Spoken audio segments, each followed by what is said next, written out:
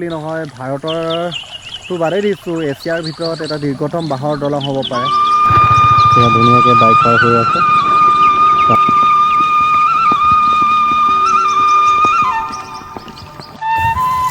Hi hello' নমস্কাৰ, আপোনালোকক স্বাগতম জনাইছোঁ মোৰ ইউটিউব চেনেললৈ। আজি আপোনালোকৰ কাৰণে বিশেষ ভিডিঅ' এটা বনাবলৈ আহিলোঁ। যিহেতু বোকাখাটত এটা বিশেষ দলং নিৰ্মাণ কৰি থোৱা হৈছে। আমাৰ এই বোকাখাটৰ নুমলীগড় নদী যিটো এইখন, এই নদীখনৰ ওপৰতে এখন বিশেষ দলং নিৰ্মাণ কৰি থোৱা আছে। এই বাঁহৰ দলংখন অৱশ্যে বহুতো এতিয়া ভাইৰেল হ'ব লাগিছিলে, কিন্তু এতিয়ালৈকে ভাইৰেল হোৱা নাই। আমাৰ সচেতন সমাজৰ মাজত বিশেষকৈ চৰ্চা চলি আছে এতিয়া, স্থানীয় সচেতন সমাজৰ মাজত, কিন্তু এতিয়ালৈকে নিউজ পত্ৰ আহি পেলাই আজি পৰ্যন্ত কোনো আমাৰ নিউজ চেনেলবিলাকে KNN বোকাখাট লাইভৰ বাদে বেলেগ চেনেলবিলাকত বাজি থকা দেখা নাই। চ' আপোনালোকক মোৰ ব্লগৰ জৰিয়তে আপোনালোকক দেখাব চেষ্টা কৰিম। চ' আপোনালোকে ভিডিঅ'টো চাই থাকিব। সেয়া হৈছে আমাৰ নুমলীগড় নদীৰ এটা পৰিৱেশ। সেইখনেই হৈছে নদী, এই নদীখন হৈছে, সেইখন হৈছে নুমলীগড় নদী। নদীখনে গোলাঘাটৰ পৰা এনেকৈ ব্ৰহ্মপুত্ৰলৈ নামি আহিছে, আৰু এইফালে হৈছে ব্ৰহ্মপুত্ৰ। এই দলংখন আচলতে এজন বিশেষ সচেতন ব্যক্তিয়ে নিৰ্মাণ কৰিছে। নিজৰ ব্যক্তিগত ধন খৰচ কৰি তেখেতে সমাজৰ কাৰণে ভাল চিন্তা থকাৰ কাৰণে তেখেতে এনেকৈ খৰচ কৰি পেলাই ৰাইজৰ কাৰণে উপকৃত কৰিছে।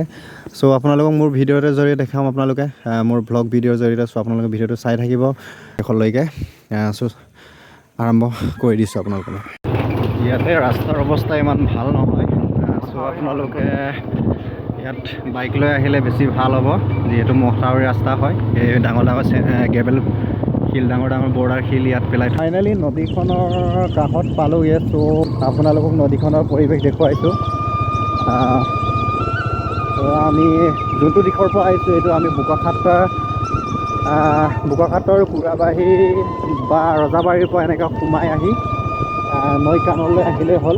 নৱবৰ্ষৰ প্ৰীতি আৰু শুভেচ্ছাৰে অসমৰ দীৰ্ঘতম বাঁহৰ দলং নিকৰিঘাটৰ পৰা এলেংমাৰী সংযোগী বাঁহৰ দলঙলৈ স্বাগতম জনাইছে স্থান ধনশিৰি পাৰঘাট নিকৰিঘাট ঘাট কুৰাবাহী সত্ৰ।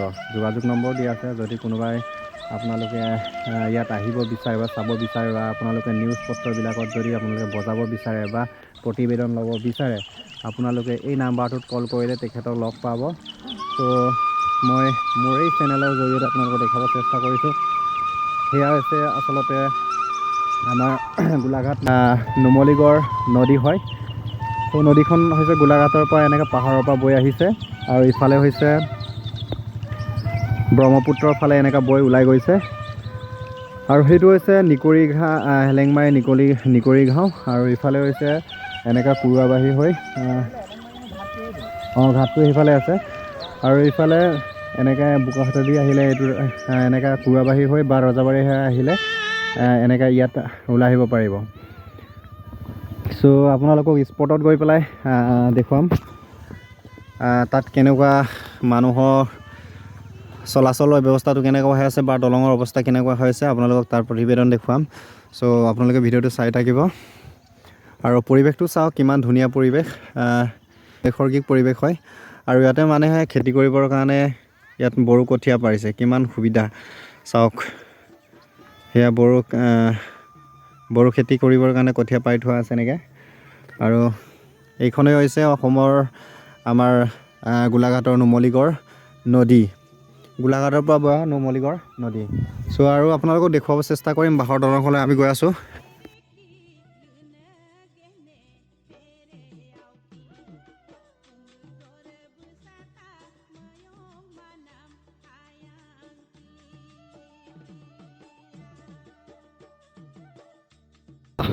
ৰমৰমীয়া গোন্ধ, মজা ন স্মেলটো।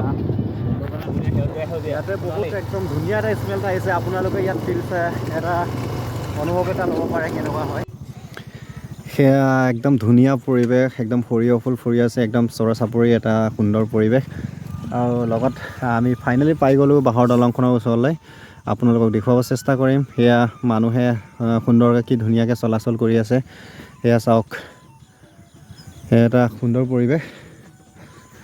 চ' আপোনালোকক দেখুৱাব চেষ্টা কৰিম, আৰু স্পটত গৈ পেলাই কেনেকৈ নিৰ্মাণ কৰিছে আপোনালোকক দেখুৱাব চেষ্টা কৰিম ধুনীয়াকৈ।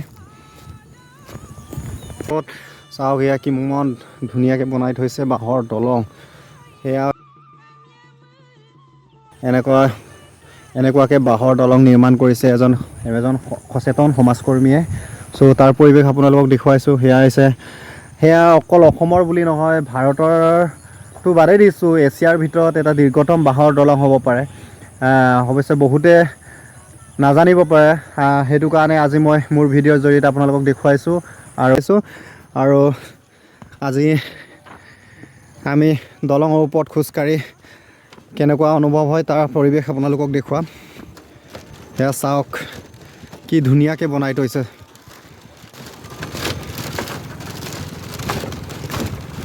কি সুন্দৰ পৰিৱেশ চাওক। সেয়া হৈছে ধনশিৰি নদী আৰু এইখন হৈছে বাঁহৰ দলং। কমপ্লিটলি ওপৰত আপোনালোকক খোজকাঢ়ি আমি দেখুৱাম কিমান হ'ব পাৰে। 300 মিটাৰমান হ'ব নেকি? সেয়া 300 মিটাৰ হ'ব লাগে।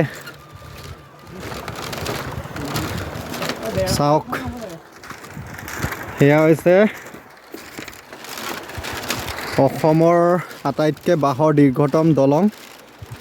অৱশ্যে ভাৰততো দেখা নাই তেনেকৈ, আমি নিউজে পত্ৰ বা গুগলতো চাৰ্চ কৰিলে নাপায়। ভাৰতৰ ভিতৰত পৃথিৱীৰ ভিতৰত আটাইতকৈ দীৰ্ঘতম বাঁহৰ দলংটো হৈছে কলম্বিয়াত আছে। চ' কিন্তু ভাৰতৰ এটা সেয়া ঐতিহাসিক এটা ৰেকৰ্ড কৰিব লাগিব, ৰেকৰ্ড বুলি ক'ব লাগিব। এটা 300 মিটাৰ বেছিয়ে হ'ব বাঁহৰ দলংখন। চাওক সেয়া আচলতে যিগৰাকী ব্যক্তি পদ্মমেধি, তেখেতক বহুত বহুত ধন্যবাদ বুলি ক'ব লাগিব। এনেকৈ পিছপৰা অঞ্চলটোক যোগাযোগ ব্যৱস্থাটো উন্নত কৰি দিয়াৰ কাৰণে তেখেতক বহুত বহুত ধন্যবাদ জনাইছোঁ। আৰু সেয়া পৰিৱেশটো চাওক, আৰু মাজতে এনেকুৱা ধুনীয়া স্পেচিয়েল ৰেষ্ট ল'বৰ কাৰণে এনেকুৱা প্লেচ বনাই থোৱা আছে। চাওক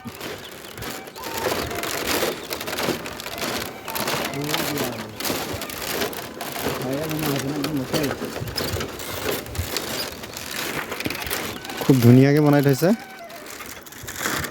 সেয়া চাওক, বিন্দাছ ইয়াত আপুনি এনজয় কৰি যাব পাৰিব। এতিয়া পৰিৱেশটো দেখুৱাইছোঁ আপোনালোকক।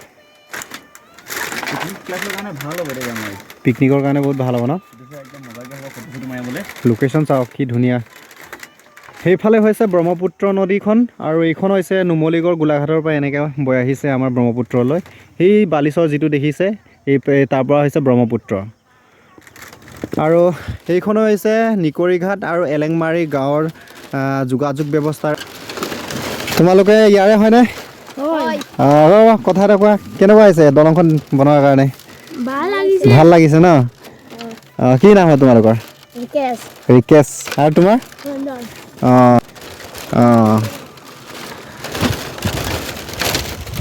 সেয়া কি ধুনীয়া এখন বাঁহৰ দলং নিৰ্মাণ কৰিছে। আচলতে মানুহৰ মনৰ কথা, মানুহে যদি কৰিম বুলি ভাবে কি কৰিব নোৱাৰে। অকল ধন টকা পইচা থাকিলে যে সকলো কাম কৰিব নোৱাৰে।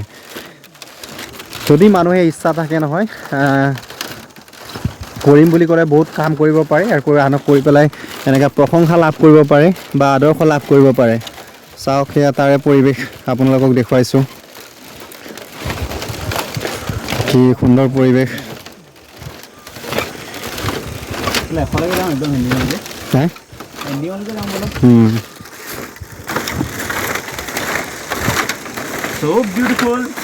চ' ইয়াতে বড়ো ধানৰ খেতি এনেকৈ ধুনীয়াকৈ কৰি থোৱা আছে। কঠীয়া পাৰিছে এনেকৈ। কঠীয়াটো একদম মানে আদিম যুগৰ যিটো প্ৰচেছ আছিলে, সেইটো চিষ্টেম নগৰীয়া অঞ্চলত যেনেকৈ কঠীয়া পাৰিছিলে, এনেকৈ পানী যাতে সুবিধা হয়। এতিয়া বাৰু ৱাটাৰ পাম্প বা তেনেকৈ হোৱাৰ কাৰণে সুবিধা হ'ল। আগতেতো যেতিয়া আৰু মানুহ যেতিয়া ইয়াত পৰম্পৰাগত যেতিয়া কৰিছিলে, যেতিয়া হৈছিলে আৰু নদীৰ কাষত এনেকৈ পানীটো যাতে পানীৰ সুবিধা হয়, আৰু সুবিধাৰ কাৰণে এতিয়া বহুত সুবিধা হয়। তাৰ পৰা আমি কি বুলি কয়, নদীৰ পৰা পানী উঠাই মেলি দি দিব একেচোতে। তেনেকৈ বহুত সুবিধা আছিলে। আগতেতো এইবোৰ ৱাটাৰ পাম্প নাছিলে নাই সেইসোপা। এতিয়া আহিলে যেতিয়া মডাৰ্ণ যুগত। সেয়া কমপ্লিটলি আপোনালোকক দেখুৱালোঁ। দলংখন সঁচাই বৰ সুন্দৰকৈ নিৰ্মাণ কৰিছে। যিহেতু চৰ্চা চলি আছে স্থানীয় লোকৰ, কিন্তু নিউজ লাইভত ভাইৰেল আজিলৈকে বা ৰিপৰ্ট নিউজবিলাকত এনেকুৱা কোনো প্ৰতিবেদন এনেকুৱা ল'বলৈ আজিলৈকে অহা নাই বোকাখাট কেনেল লাইভৰ বাদে। চ' সেইটো কাৰণে ময়ো দেখুৱাব আহিলোঁ আৰু নিজেও চালোঁ অভিজ্ঞতাটো।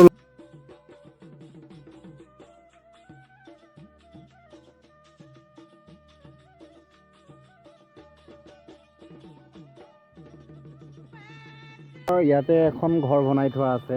এই দলংটোৰ যিটো ঘৰ, এই দলংটোৰ পৰা এটা আইডিয়া আহিলে যে ইয়াত যিহেতু দলংখন দীৰ্ঘতম বেছি মানে, সেইটো কাৰণে ইয়াত মানে যদি ইফালৰ পৰা সিফালৰ পৰা যদি বেছিকৈ ভিৰ হয় বা বাইক আহে, তেতিয়াহ'লে ইয়াতে গৈ কিনে ইয়াত ৰেষ্ট ল'ব পাৰিব ছাইড দি পেলাই। যেনেকৈ ট্ৰেইন আলিবিলাকত বা দলংবিলাকত তেনেকুৱা ৰেষ্ট কিছুমান প্লেচ থাকে, ঠিক তেনেকৈ কিছুমান আইডিয়া খটাই কিনে বনাইছে। খুব সুন্দৰ মানে ক'ব লাগিব। ইয়াত দেখিছে এইখন হৈ আছে একদম, তাত মানে যদি ইয়াত ভিৰ হয় বা ইফালৰ পৰা যদি বাইক আহে, তেতিয়াহ'লে ইয়াতে ৰেষ্ট ল'ব পাৰিব মাজতে, একদম মিড পইণ্টত লগাই দিছে। চ' বহুত আইডিয়া কৰি কিনে বনাইছে। এয়া চাওক পানীৰ সোঁত কিমান। নাও আছিলে, যিখন নাও, এই নাৱে আছিলে নিকৰি আৰু এলেকমাৰী গাঁৱৰ একমাত্ৰ যাতায়াত ব্যৱস্থাৰ এটা বাহন বুলি ক'ব লাগিব যিহেতুকে। সেয়া আছিল। এতিয়া বৰ্তমান অচল অৱস্থাত হৈ আছে, যিহেতু দলংখন সেইখিনিত নিৰ্মাণ কৰি থোৱাৰ কাৰণে। চ' ইয়াতে আগতে ইয়াত আমি আগে পিছে আহিছোঁ, ইয়াত এইখিনিতে মানুহ পুৱা জাম হৈ থাকে, ইয়াত বাইক উঠাব লাগে এই গাঁৱতে। আৰু এইখিনি ঠাইতে মানুহ বহুত জাম হৈ থাকে, মানে পূৰা জাম থাকে, ইফালেও জাম হৈ থাকে ইফালেও জাম হৈ থাকে। যিহেতু এইফালেদি গ'লে বোকাখাটৰ মেইন সংযোগী ৰাস্তাটোৱে হৈছে এইফালে বোকাখাট। এই বোকাখাটত যাবলৈ হ'লে এইখন নাৱতে উঠি এই নদীখন পাৰ হ'ব লাগিছিল। এই পাৰ হ'বলৈ ইয়াতে মানুহৰ পৰা জনজাতৰ একদম পূৰা ভিৰ হৈছিলে, যিহেতু বহুত সাৱধান হ'ব লাগিছিলে নাৱত মানুহ উঠা বা এনেকুৱা বাইক চাইক উঠা বহুত কষ্টকৰ আছিলে। চ' এই দলংখন নিৰ্মাণ কৰাৰ কাৰণে ৰাইজৰ বহুত উপকৃত হৈছে।